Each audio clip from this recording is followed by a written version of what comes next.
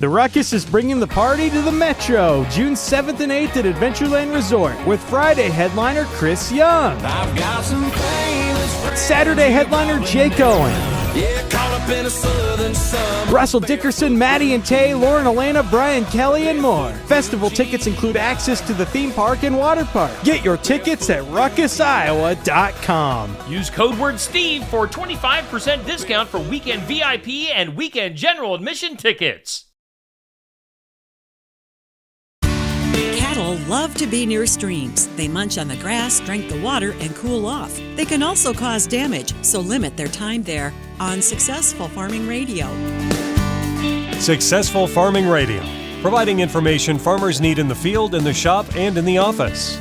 Committed to growing your business in agriculture. Check out our full lineup of Successful Farming podcasts. The Successful Farming podcast goes in-depth into the topics that affect farmers and ranchers. The 15 Minutes with a Farmer podcast offers a quick conversation between an editor and a farmer. The SF Shorts podcast offers bite-sized interviews about agricultural topics. And the SF Daily podcast covers commodity markets, weather, and the big things happening in agriculture each morning. Search for Successful Farming wherever you download your podcasts. Interact with Successful Farming on social media. Like us on Facebook at Successful Farming USA and follow us on X at Successful Farm for tips, ideas, timely news, and information from our editors. Find us on Instagram at successful_farming and love the latest photo or video. And take a look behind the scenes with our editors on TikTok at successful_farming.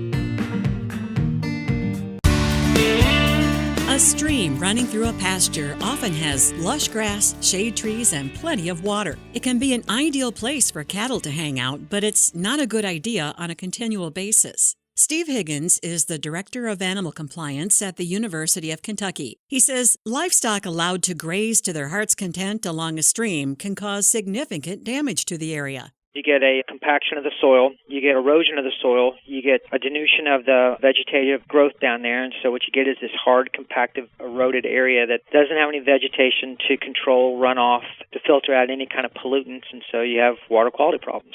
To prevent these problems, fence off the area. If you need to cross the creek to get the animals from one side to another, he recommends putting in a stream crossing. It should also be gated on each side to keep the animals from loafing in the stream for too long. However, he notes that fencing doesn't mean you have to lose production in that area. It can be part of a rotational grazing system as you move cattle from one side of the stream to the other. What you can also do is use that riparian area corridor to move the animals from, say, one side of the farm to the other, where they flash graze that riparian corridor, say, in a half a day to a day and a half during a dry period of the season. Get them in there when it's not wet, you flash graze it, you still get the use of that forage that's in there, and then you use it as a corridor to transfer the animals from one pasture to another. Sometimes you can't fence off a streamside area. Higgins tells people to do the best they can to manage the amount of time that livestock have access to it.